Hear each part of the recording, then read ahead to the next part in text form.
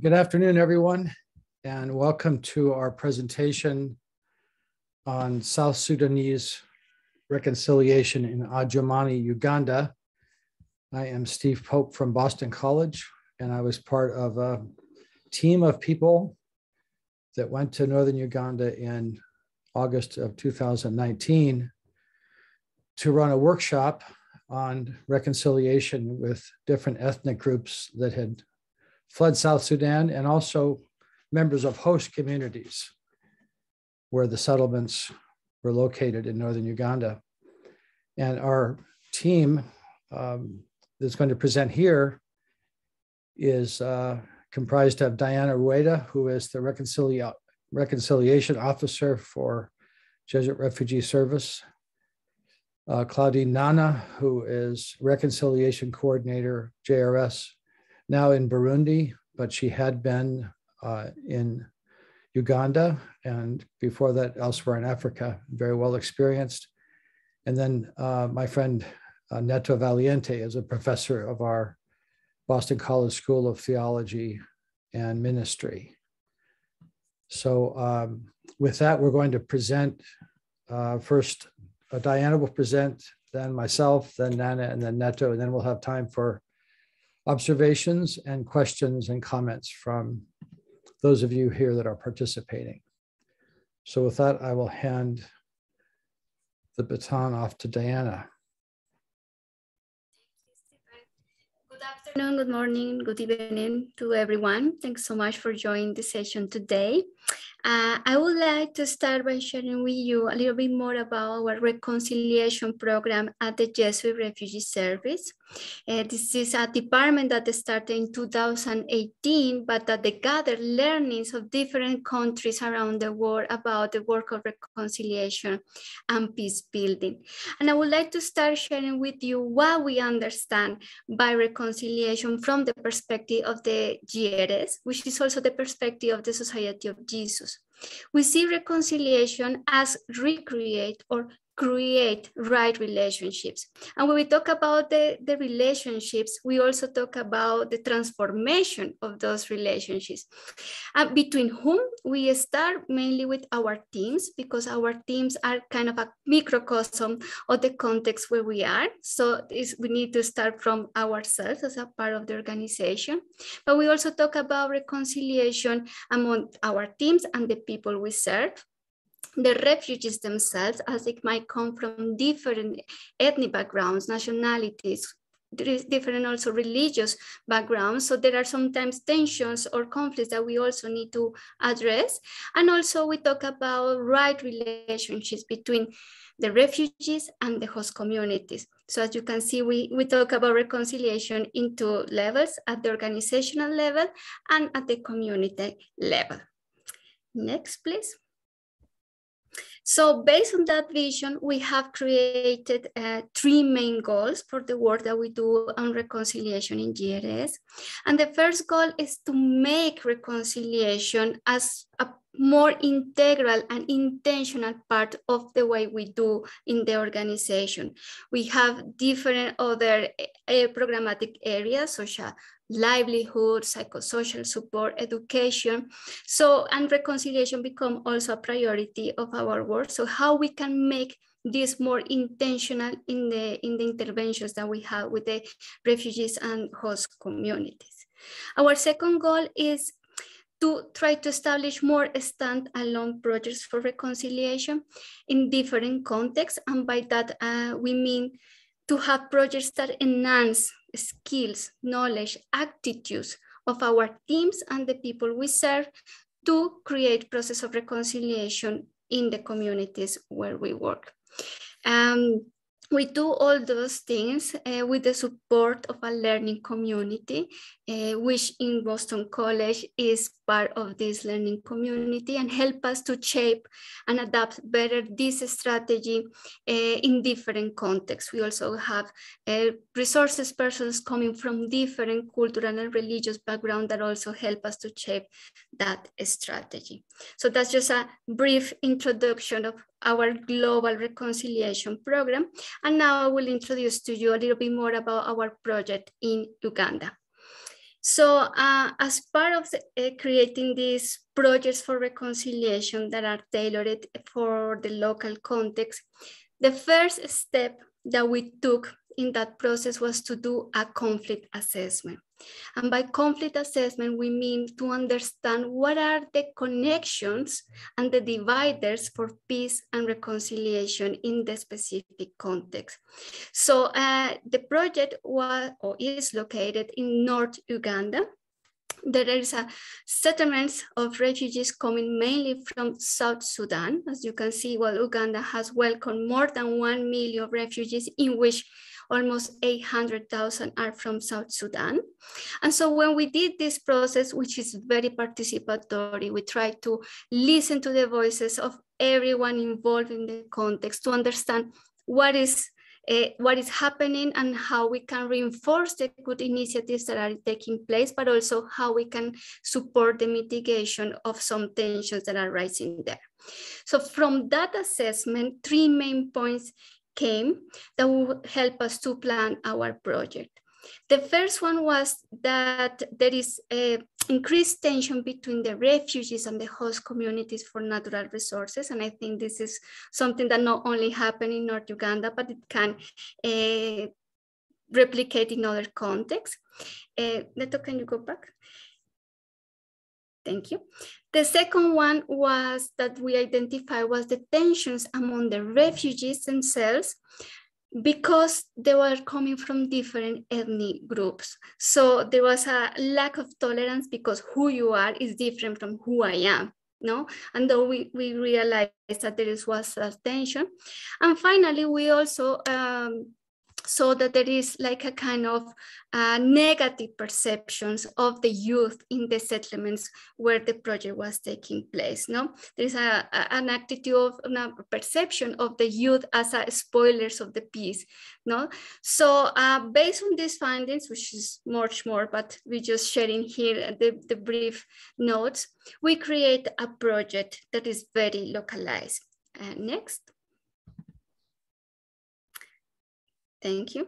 So the assessment not only show about youth, which is what we are going to talk about here. We also have another target groups as religious leaders and teachers. And we create this main goal that you can see in the screen, which is create a solid foundation for living together among refugees and host communities by promoting diversity as a positive dynamic for reconciliation and by building the capacity of GRS staff, the youth, the teachers, and the religious leaders. In this case that we're gonna focus only on the youth, our goal or the objective was to contribute to the reduction of those negative stereotypes and attitudes that the population has towards those youth by building a trusting relationship with 60 youth coming from different tribal groups and by forming them as a teams to become role models and their peers to do effective outreach in their communities. So based on that, we create like a 2 years process. And the support that Boston College took place was to kind of the beginning of the process, more or less, no? How we can set this space.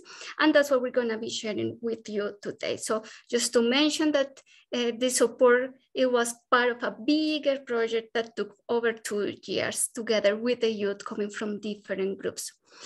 And just last thing that I wanted to share with you next is, which is very important for us, is how we select the youth to participate in this process. And it was very participatory selection in which GRS gave a certain criteria and consulted with the community, and was the community itself who select the youth who will participate in these spaces and this process over 2 years.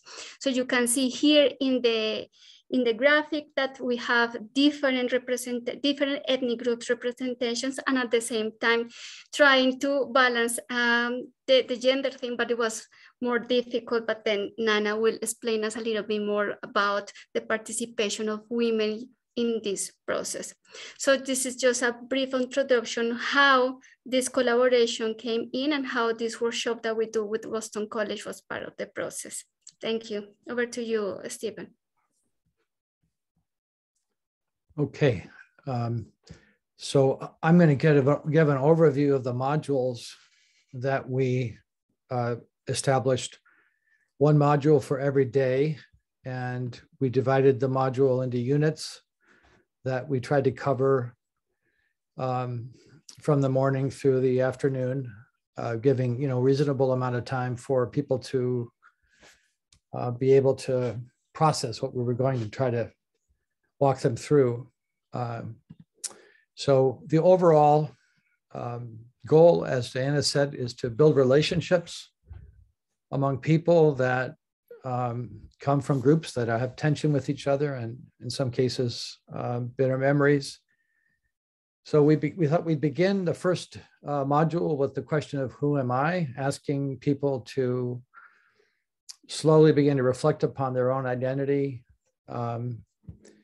and feel empowered to speak their own story, to begin to, the first day, to build trust by doing icebreakers and having small conversation before we began to ask them in the afternoon to really think about the way in which their own identity has been shaped by their social context and by their personal histories, by their social location and their ethnic identity.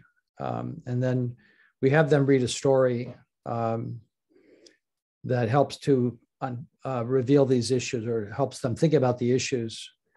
And then after conversation in the group, we have them write an identity tree of their own lives and to say something about how they became the person they became.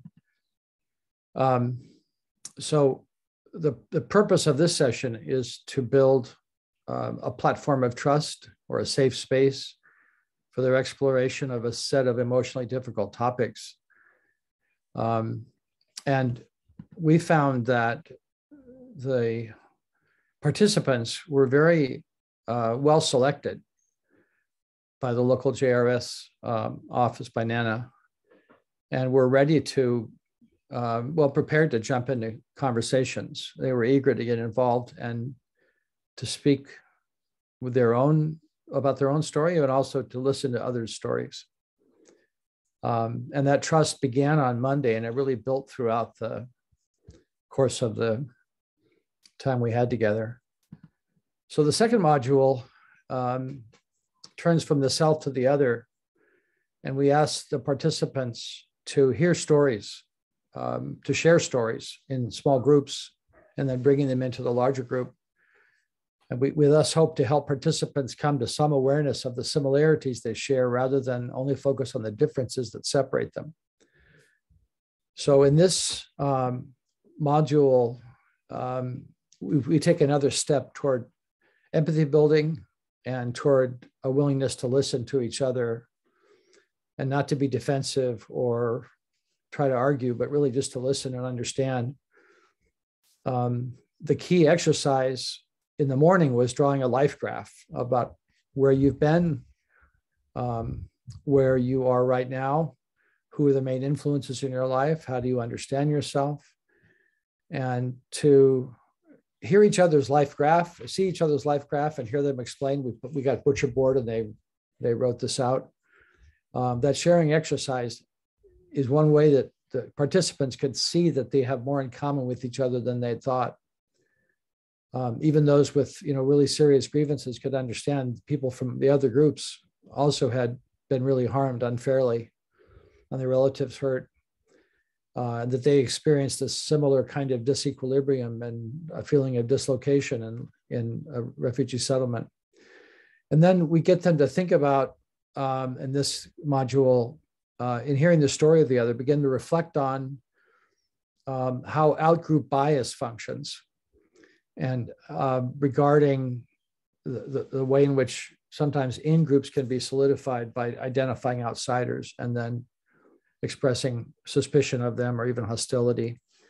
So in the afternoon, we compared one particular documentary about this topic to lead them into a reflection on the Good Samaritan and reaching out to the other and trying to understand who the other is without judgment and experiencing compassion for the other. And I think the students, they were mostly Christian, but whether Christian or Muslim, this is a story, as you know, a parable that has very strong appeal across religious boundaries, or this often does, and it did in our case. So the third day, the middle of the week, we turn to an even more difficult focus on dealing with our own pain and overcoming destructive anger and exploring the possibility of forgiveness. The purpose of this session was to help participants see ways in which anger, the desire for revenge, and hatred can be destructive of them, those people that bear it, and to think about how to deal with negative emotions in constructive ways. So in this session, we built on the trust that had already begun to be established, and give the participants a story called The Angry Snake, about an animal that is a fable that winds up destroying itself out of anger, and get participants to think about how anger can have a negative impact on them, and who they've seen who's been angry in a way that has harmed them and only made their situation worse. We never try to say anger is not legitimate. Of course it is. But the question is, what do you do about it? And how do you act in light of anger and recognizing its negative consequences if it's prolonged and intensified into hatred? Then we have them this day read a story we read out loud the story of Bintu and Gauss from the Central African Republic, which is a story of two young kids, one's Christian, one's Muslim, caught in a village that is the site of a combat between two different groups.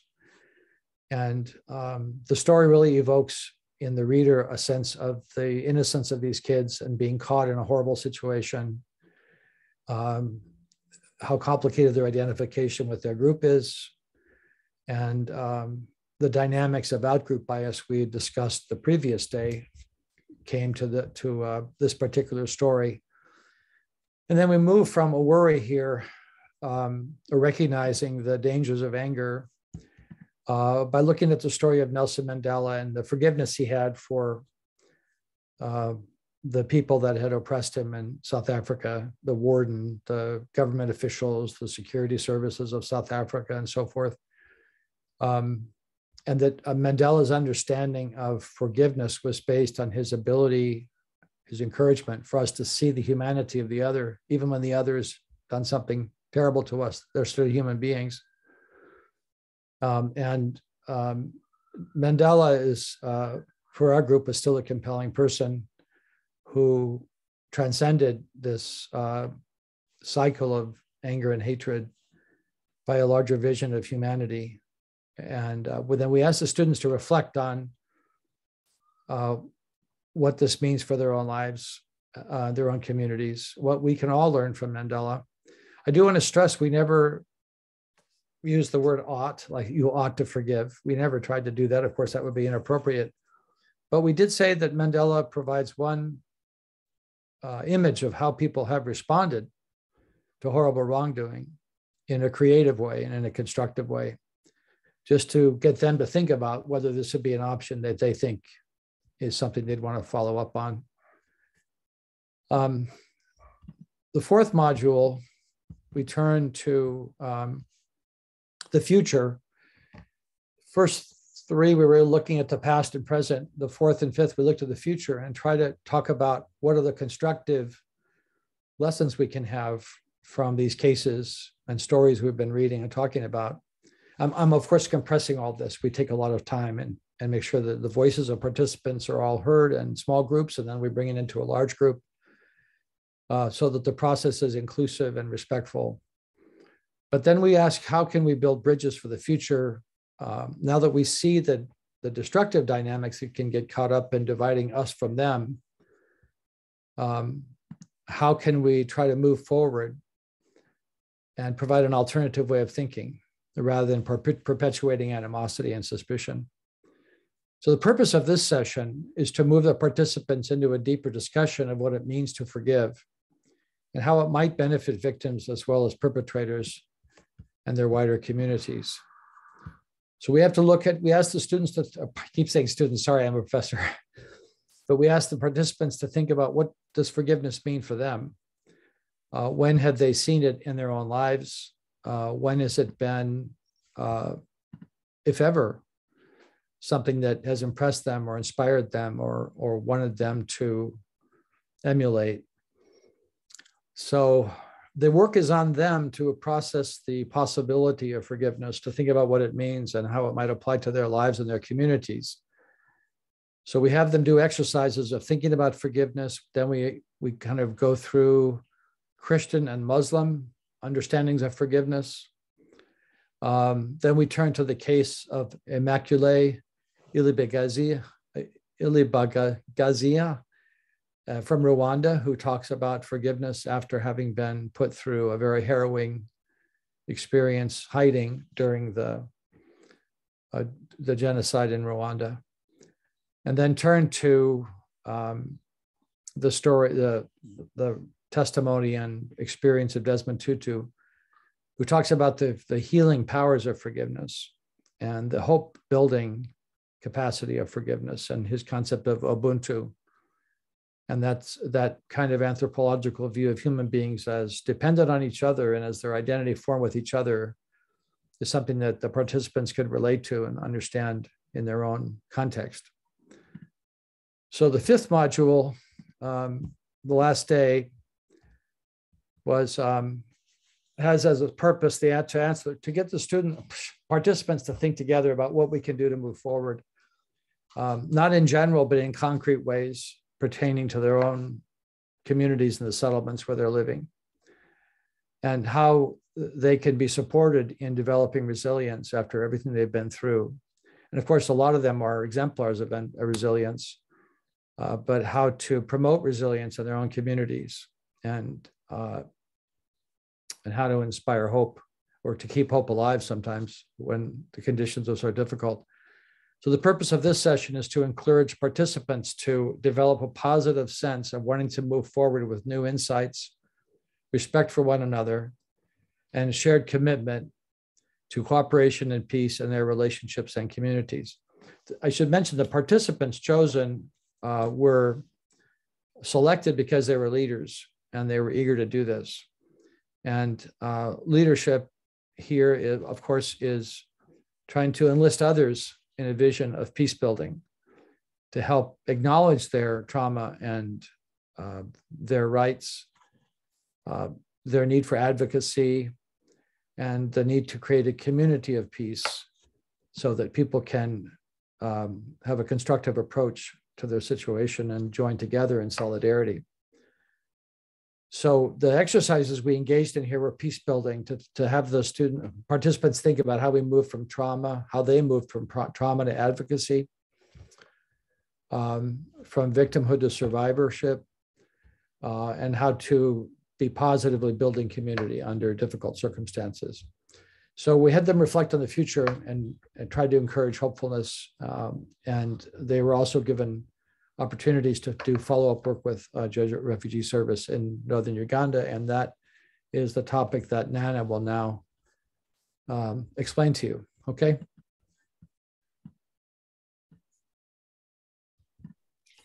Thank you, Steve.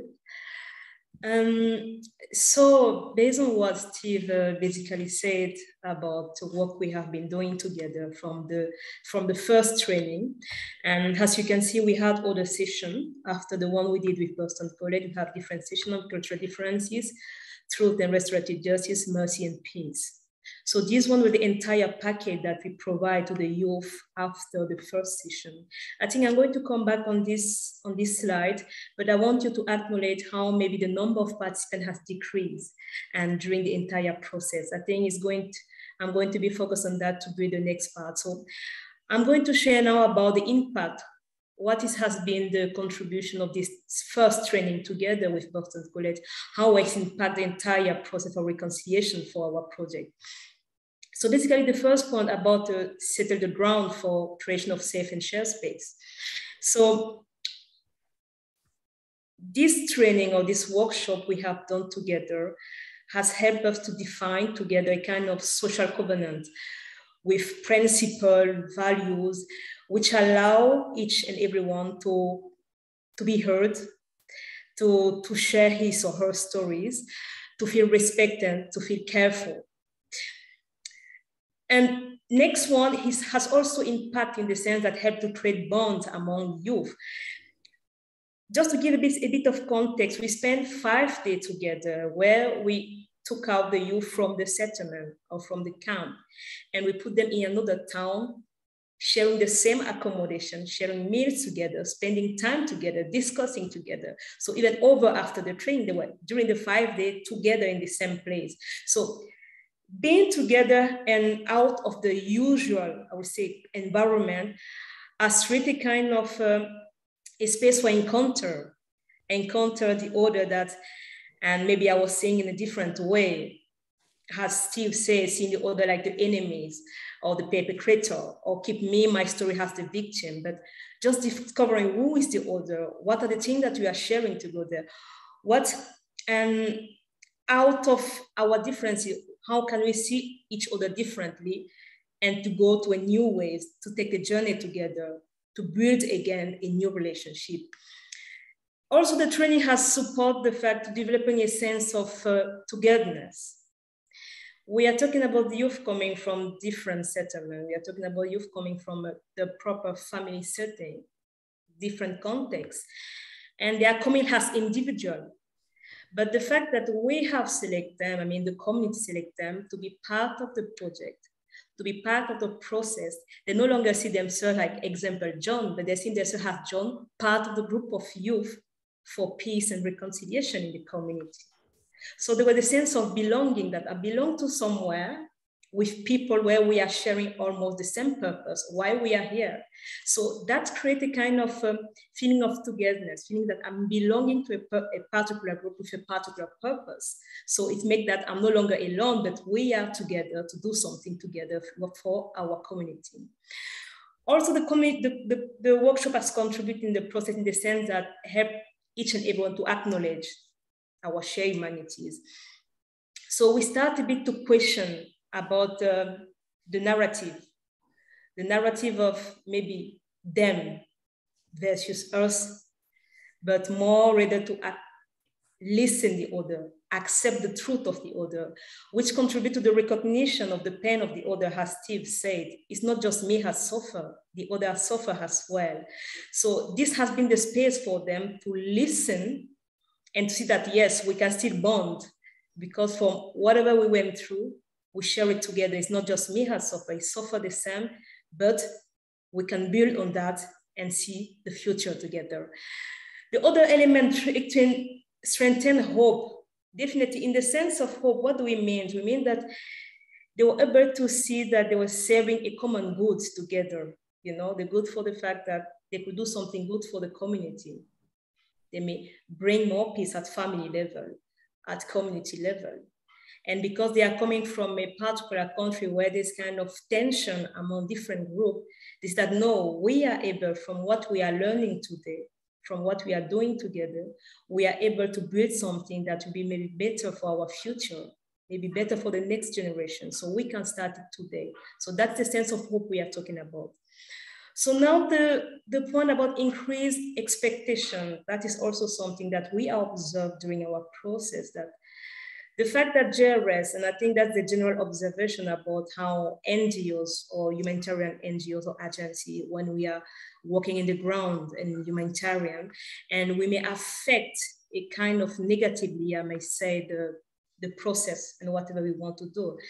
Because in that case, particularly, the fact that we were working together, bring people from different countries, the youth were expecting more from us, more in the sense that we should provide more to them, not just training, but think about more in terms of resources, financial resources, think about the fact that they could get maybe more scholarship to go to school.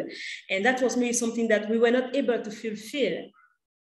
And even doing such thing that's beautiful, we can really raise expectation if we are not careful. That's also something that we are observing. We have been able to observe during the process of the youth. So now, Neto, please, the next slide. Talking about what we have learned so far with the entire process with the youth, from this first training to the other one we have done so far. The first thing is, Diana talked about with the conflict sensitivity assessment. The project we have done in Uganda was the fruit of the assessment, conflict sensitive assessment. And based on that, we saw what were the needs of the community.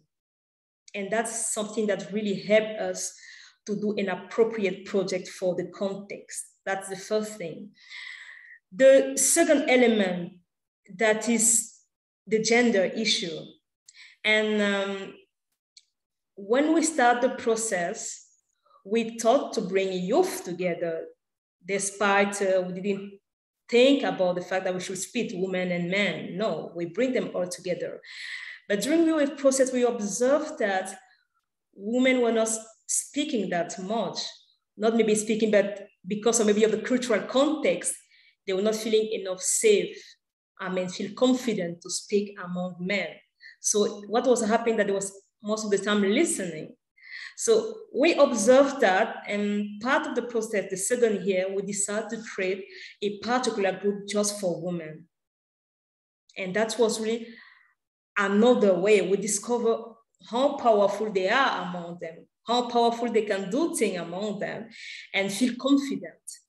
And I think that's something that we have learned as well during the process, that yes, we should observe the people we are working with and see the moment, the right moment for them to come together or to split them. The other element that we saw and that we learned from, we are talking about change, we are talking about reconciliation, it's about building relationship and building trust, which may take time. It definitely is taking time. And we learn to be patient during the process. We learn to enjoy the slightest success story, because all of them don't appear every time. So we should be able to observe that we were in the point A, we reached the point B. So be satisfied even with the slightest winning we were able to observe. The other part is about the needs. I talked before about expectation. And doing the work we have done so far with the community, with the youth, we have raised a kind of other need came after. Because as some youth said to us, we are doing training, and after what? What are we going to do?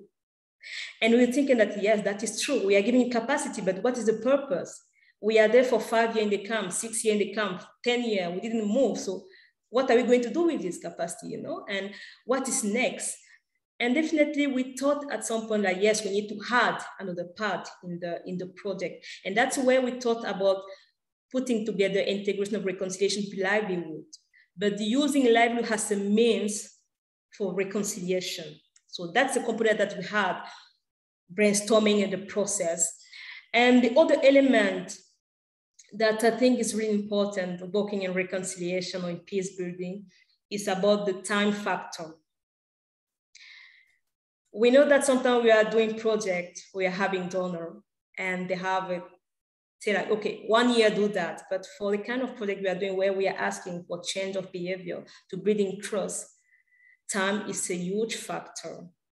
And having donors that are flexible to allow us to push not in 1 year, 2 years, but 3 years is really better for us, because it's reducing the frustration of the people we are serving, and even for us from our staff, because it's allow us to think more than to execute.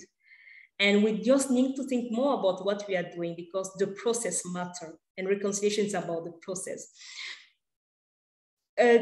Neto, please, the next slide. And from the entire process as well, we went to the part of the other aspect after this first training. What have we done so far later? I think we have been able so far to continue the accompaniment of youth in different settlements. Even during COVID time, it was quite hard. And because unfortunately or fortunately, during the process, we have the big part of COVID-19. We have been able to do the accompaniment, continue other session of training, not less than 2 to 3 days the training session with the youth. We have been able to do a radio talk show on reconciliation during which last 3 months. And that was really a beautiful moment because that was during COVID time. And as we were no longer allowed to reach the camp for different reasons. And we decided to bring youth to organize a talk show at the radio. And they were so happy because it was the time for them to show to the community, to themselves, that we have learned this and we are able to share with you. And we are coming to different backgrounds, but we are all together here, sharing our story, sharing what we have learned, and maybe expand in terms of thinking. So that was really a beautiful part of the project.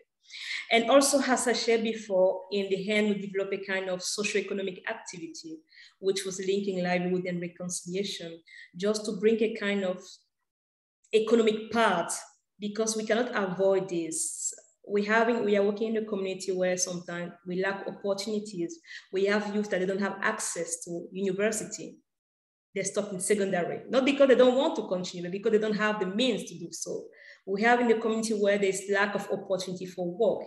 So we said, okay, so livelihood is so important because in the end, they must sustain their own needs. They must sustain the family. They must develop themselves. And even with this means, they can build and continue the dream. So that's what we have been so far able to do with the project and what other activity we have done.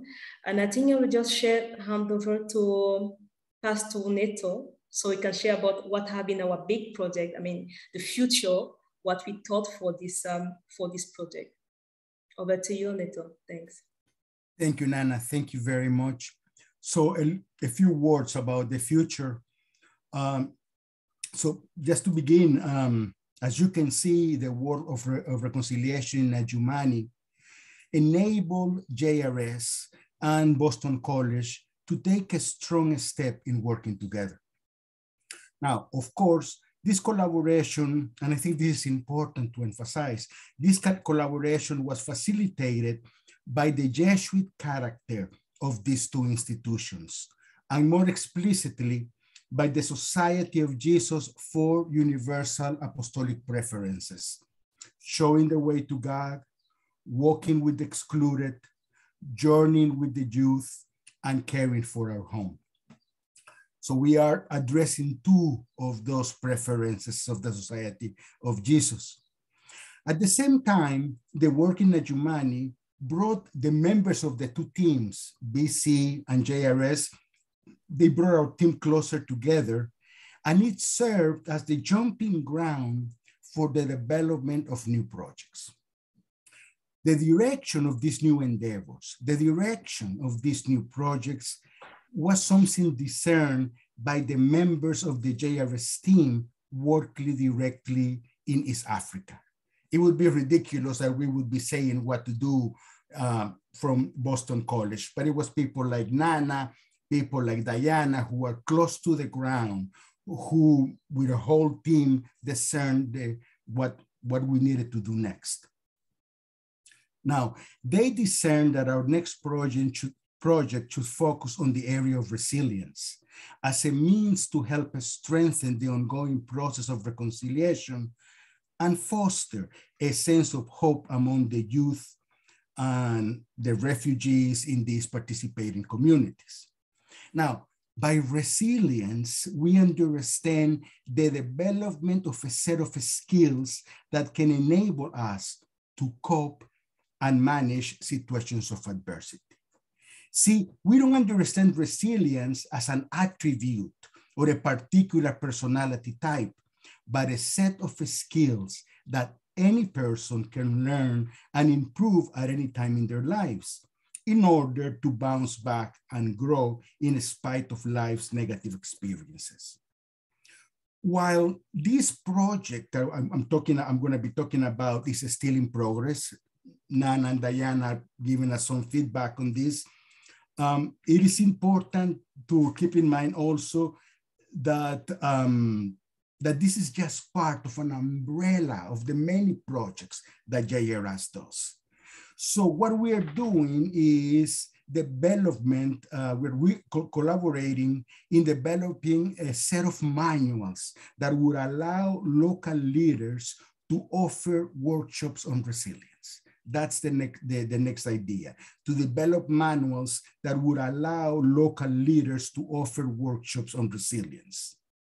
Now, so let me see. Now, these workshops of resilience and the corresponding manuals focus on three main areas of the human person: the cognitive, the emotional, and the spiritual. Now, while much work has been done on resilience from the sociological and psychological perspective, this workshop tries to incorporate a broad spiritual dimension and, whenever possible, enlist a specific Christian dimension to the exercise of building resilience. Implicit in our approach is the conviction that a secure relationship with God, a belief in a greater meaning, and a connection to faith community positively strengthens one's resilience.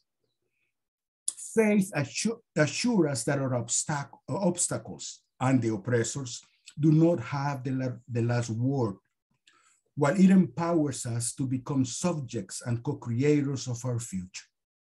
Moreover, faith helps Christians ground their hope in the expectation of a benevolent and loving God that actively desires peace and justice for all humanity. So here too, in this slide, you can see the basic structure. It's only 3 modules. This, after we received some feedback from JRS, I think this might have to be extended. We were thinking about 3 days, but they rightly point out that we might need maybe 4 days to do this. But let me just very briefly walk you through what we're planning to do. Not with the detail that Steve gave you before, but a little faster. So, as you can see,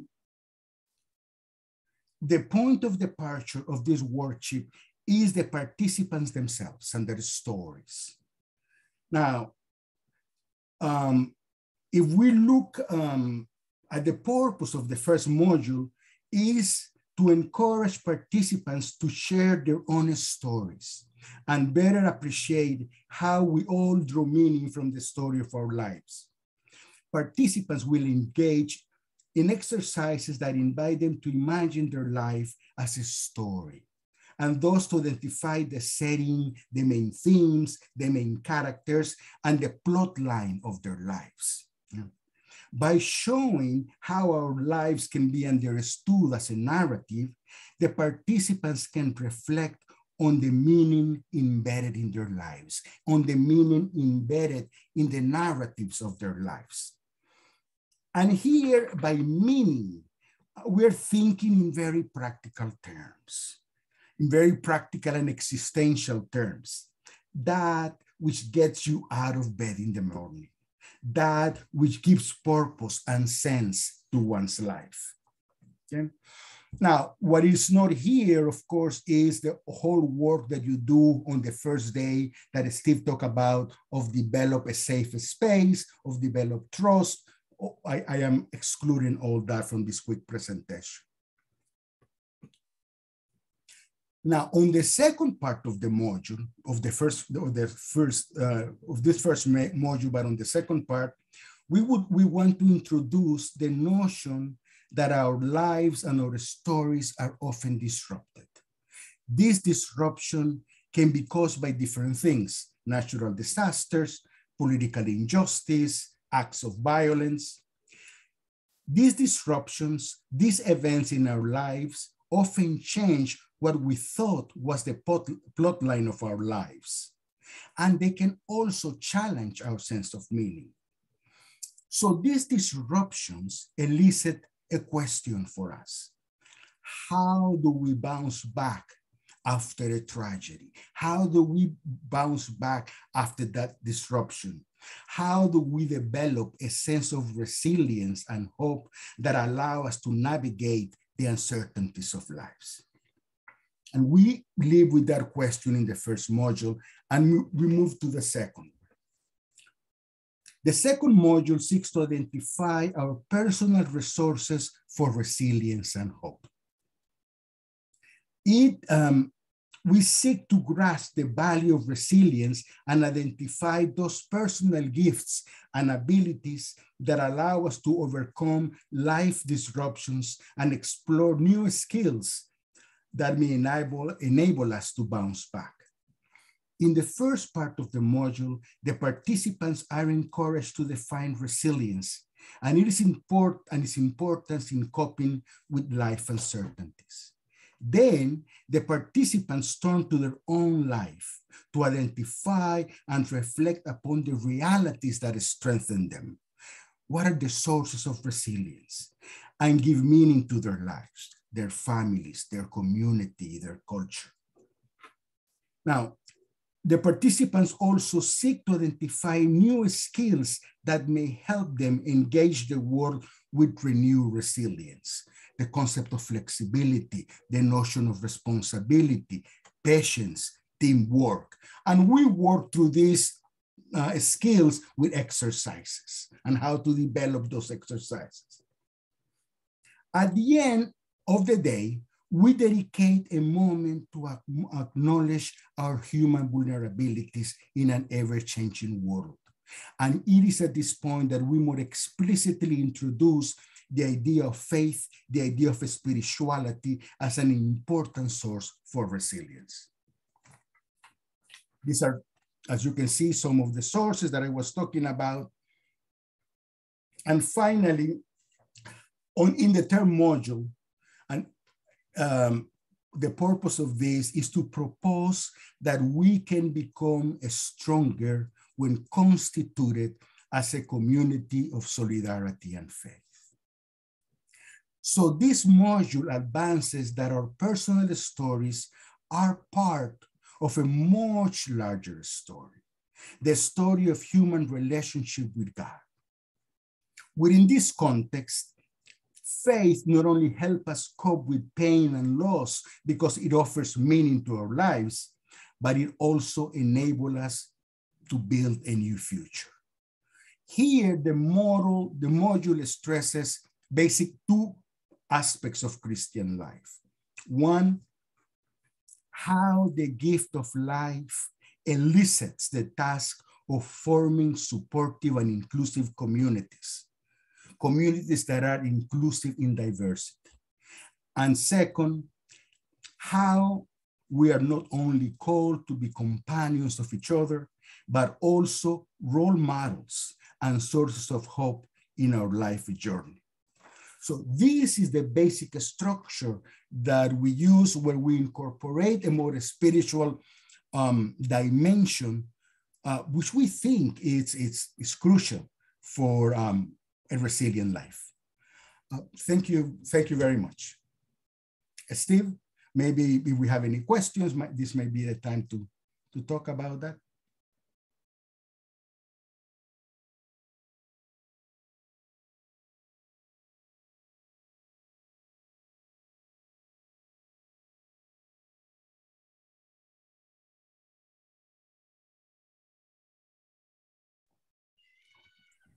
Steve, you are muted.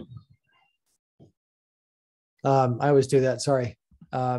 So we have about 11 minutes, and you could ask a question in the chat and type it. We have two sets of questions, or you could use the hand function to ask a question. And I'd suggest you ask a particular person on the panel here rather than generally, but if there may be a question you'd want everybody to answer, weigh in on it quickly, but we want to try to get as many people who want to ask questions as they can. Okay.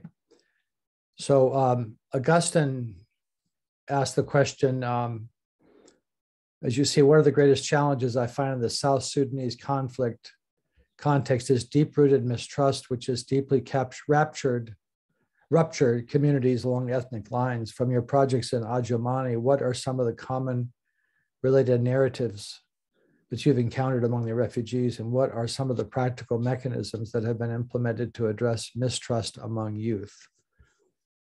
I'm kind of thinking that Claudine Nana would be the best person to answer that. Nana, would you want to take a crack at that? Yes, Steve. Thank you, Augustine, for the question. Definitely, we met in Uganda when he came, so nice to see you too. Thank you for the question. I think what are the common narrative we have encountered among refugees? Good one. Talking particularly about youth, I want to state it because we had a lot of conflict assessment going on and we had a lot of issue going on there, that youth have been used as instruments for violence. They were not the one perpetrated, they were used as instruments of violence. So I think one of the narrative they was carrying, it was not their narrative. That's the narrative they were taking from the parents. And talking about two particular groups, we are talking about in South Sudan, we are talking about the Dinka and Nuer, like the big ethnic group fighting. And I think the narrative is just like, well, they are our enemies, no matter what is going on. And you know, we have been so, it was so interesting to see because in Adjumani, the way the settlement have been made, they were kind of divided in terms of ethnic group, which with time they start to mix them. But because of the violence of the conflict and the fact that they were just arriving, they decided to split them regarding the ethnic group.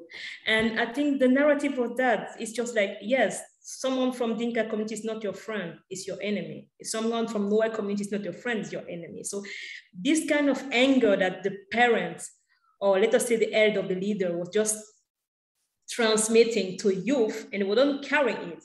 And I think that's why during our process, we always tend to bring the youth out of the settlement, you know, to allow them to think by themselves and to see the biggest picture. And one of the youth impacts of doing so is in December 2019, we had a clash in the community, a camp called Nyumanzi settlement. And it was among the two communities, not maybe the Dinka and Nuer, but between refugee and host, because we found the body of one host in the toilet dead, and the host community decided to say that no, that are refugee that killed the man. So the fight started in the community. We were not able to access the camp for 2 weeks. That was a violent fight. But we have been able to keep in touch with our youth because to create a group, a platform for discussing. And what we really acknowledge from after 2 weeks, we were able to go back to the ground and we have this time to speak with them. And the first thing that one youth says, like they will no longer manipulate us. And so we are talking about our elder because they were the one pushing us to go. But we were able, after this time we spent together, to see what is really, what's matter, what is the truth. So I think the part of the narrative is really this fight, like they are our enemy. We have been the victim, they have been the perpetrator. That's something that's so common. And one of the particular way we have been able to address it is we stated from the beginning, we have been able to create spaces, safe and shared space where they could listen to each other, where they can create bonds, where they can see someone in the different eyes from whatever they decide to keep in their mind. And of course, for some of them was keeping this narrative because they was kind of protecting them, not to feel vulnerable, seeing the order, right? And I think that's a kind of normal way we can react when we are feel threatened in certain way. So that's basically our main way to deal with just trade space for encounter and a space that we are able to control, to manage when each and every has his say. So that's what I can say based on the question of Augustine. Thank you, Steve. Over to you. Yes, thank you for that question. And I do think we all found during the workshop that the narratives that came from different people often resembled narratives from the other group that they didn't expect. And there was a lot of surprise over the commonalities of what they'd gone through, both in having to flee South Sudan, but also in coping with these struggles and with the host community and with one another in northern Uganda. So Thomas wrote a series of questions, but I think Nana actually answered the first group about who's talking and who's been involved. But the second set of questions is broader, and maybe one of us could deal with this briefly. Northern Ugandan groups with each other, what kind of truth is sought? What form of justice is the goal? Is there a role for human rights? What of you guys want to tackle these questions? What kind of truth? What kind of justice? I can say something about that, especially there is, I think, among us, and I'm speaking for the group, I hope I'm not making a big mistake here, but there is a sense that when we're talking about some degree of reconciliation, we are assuming that to be able to get to a closer to reconciliation, we need to acknowledge as truth that whatever events happen and whoever are responsible for those events that happen, the perpetrators, that those events come to light. Then we also assume that justice is part of this process. And when we're talking about justice, I think more of us speaks, and I don't want to put mouth in everybody, but there is this idea of a restorative justice. That's the type of justice that we are more than a retributive justice is, which are not necessarily completely excluding each other, but the emphasis is on a restorative justice of, as Diana spoke at the beginning, of restoring relationships. Okay, and then because we see this process of reconciliation from a Christian perspective, we also stress the importance of forgiveness. That while this is not something that you can impose, well, this is something that you have to treat it very delicately. Forgiveness, we think, is part and parcel of a process of reconciliation. But each one of us, I think, uses different practitioners, has read different, it's influenced by different scholars and by different work. I don't know if you guys want to complement my response. I could add one little nuance, which is that I think we were more or less applying the distinction that South African Truth and Reconciliation Commission draws between narrative truth and forensic truth. Forensic truth is what you can prove in a court of law. Narrative truth is what we saw the participants struggling and eager in many cases to articulate. What has their life story been? Not in an aggressive way, but to hear one another and come to a deeper understanding and really engaging their empathy for each other in new ways. I think the justice issue we might think about in the West, we tend to think of it primarily as prosecuting, imprisoning, holding people accountable in that sense. And restorative justice also wants to hold people accountable, but in a framework that's life-giving rather than crushing. And the goal of this sense of justice is right relationship. And how do we establish here now right relationship? A lot of justice talk is backward looking. What did you do and how are you going to be punished for it? Rather than restorative justice, which is looking forward. How, despite what we've been through, do we build a community that's really just in its constitution? How about human rights? That's another topic that Thomas brought up. Diana, do you want to say something about how human rights fits into all this?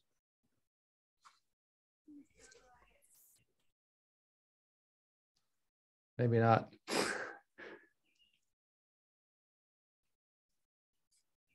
Well, I'll just say I think there's a palpable desire for human rights, not as individual liberties, but primarily a way of making a living and surviving. Economic justice is a huge issue, and resource scarcity often leads to conflict. And so, as Nana was saying, there has to be a way to live. And for some people, the criticism of something like this project is you're talking about reconciliation. We don't have enough food to eat. We don't have enough water. We don't have physical security. So can we have those? And then we'll talk about how we repair the breach that divides our communities.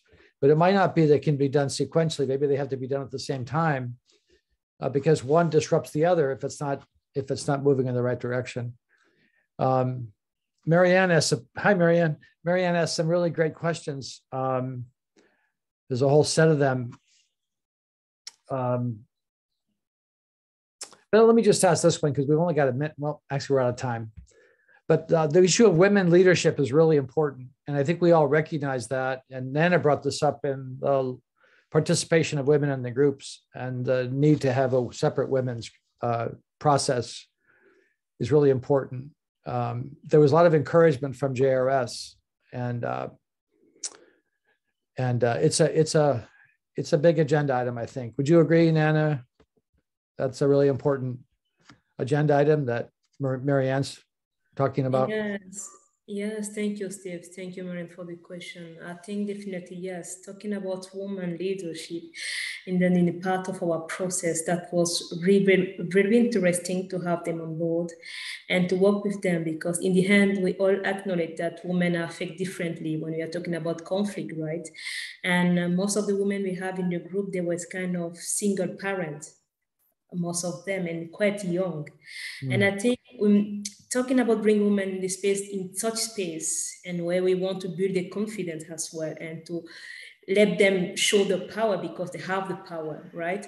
And it's the challenge that we face, and why even leadership, leadership, women leadership, we need to address at some point. It's like we are having women sometimes they don't have a kind of basic literacy level, you see, and that is challenging, because when arriving in the space where they have men around, they are more shy because they think that, no, I don't know enough, I didn't go to school enough, so I can't speak there, you know. But when they are among them, there is no longer barrier. But it's also interesting for us why we think it's good for us to keep this kind of process, to keep women with other men, because they are going to work in the society with men. So we cannot always just exclude them, say that, no, we are just creating a group of women, but no, let them be together and to learn from each other and to develop themselves.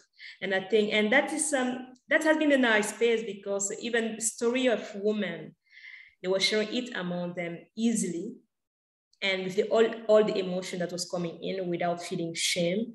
And it's also a way to build their own capacity, to build their trust toward themselves, and also the belief that they matter in the end. They have a say in the story, and they should show it to the community. And we saw very bright women that decided to stand up for the family, take care of the family, were part of the sensitization in the community, leading the group. And that was kind of eyes opening for the community to see them there, standing very young, you know. And that's what we can see that there are other things possible, and we just need to expose women to that, but before, prepare them as well. So that's what I can add to this question, Steve. Thank you. Thank you very much. And I wish we had a little more time, but we don't. Thank you for the participation here and for the panel. And really appreciate the opportunity to present what we've learned in Northern Uganda. Thank you, everyone.